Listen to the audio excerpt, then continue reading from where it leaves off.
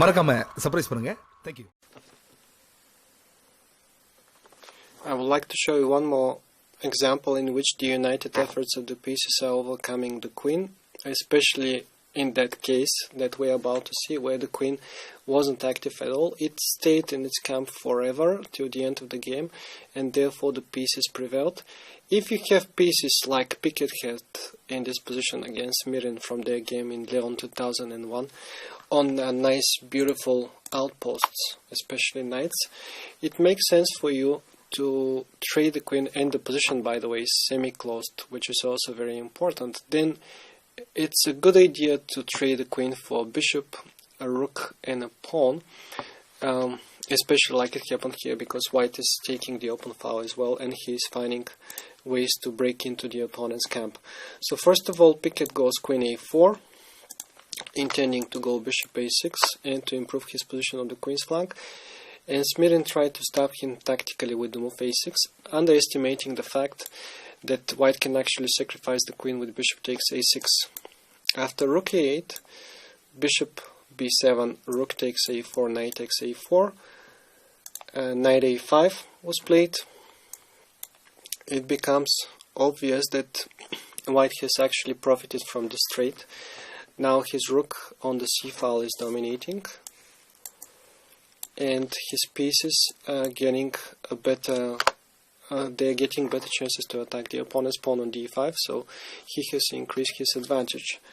By the way, instead of knight a5, if black tries to trap the bishop with knight b8, he won't be succeeding in doing that, because there is knight c3 and all the white pieces are attacking the pawn on d5. And that's one of the ideas behind trading the queen for so many little parts, the little parts attacking the pawn on d5. And black doesn't have sufficient defense. After knight a5, bishop a6, the bishop is controlling the c8 square, and white intends to double the rooks, and after that to penetrate along the 7th rank with the heavy pieces. Black found nothing better but to play rook a8, bishop b5, and then to jump with the knight on c4. Note that the move rook c8 is not really preventing the penetration along the c file, because after rook c8, knight c8, there is rook c1, and no matter what black is doing, this rook is still coming on c7, making use of the fabulous position of the knight on f4. Black cannot take the rook because of knight e6 fork. If he cannot take the rook, then the rook will continue to bother black. It will come further on d7. That will be the end of the game for the second player. So therefore knight c4, this is setting a small trap. White cannot really win the pawn like that with knight d5, because after knight d5, rook takes c4, there is rook a5, and there are too many white pieces hanging, but white is not in a hurry. He can prepare these things. He plays rook c2, which was part of his plan anyway, to double the rooks. h6, intending some counterplay on the king's side. Knight c3. Now the pawn is really hanging. White wants to take it many times and then to take the knight on c4. Knight a5, b4, and the small parts are moving. Knight c4 this time would be answered knight c to d5, and after knight d5, knight d5, knight takes a3, there is check, and black is losing after rook d7. For instance, queen b8, rook a1, the strong move, and suddenly the small pieces are delivering checkmate, like it is in this line, where the knight and the rook are better than the queen. They're just delivering checkmate. Black has nothing else but to sacrifice the queen with queen a7, but then of course he's losing with an extra pawn for white. And what happened in the game was that after the move b4, black retreated the knight on b7. And now the easiest win for the second player would have been to go bishop b2, intending knight b5.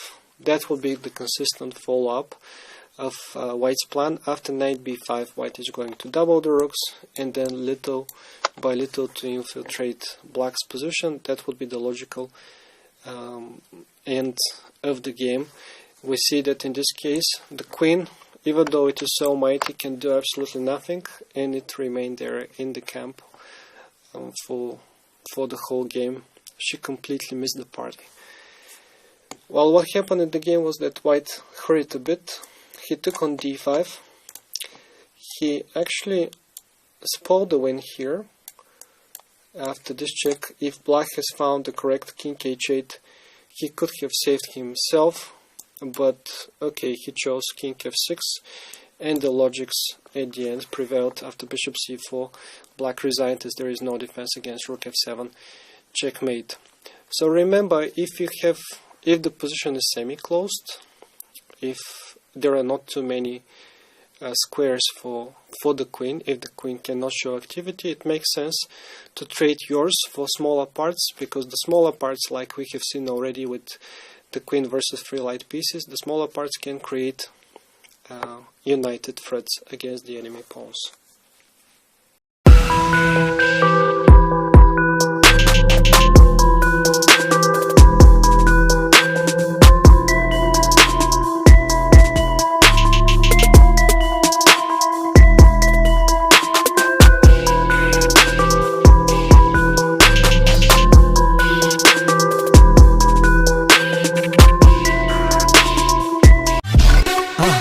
மறக்காம surprise பண்ணுங்க.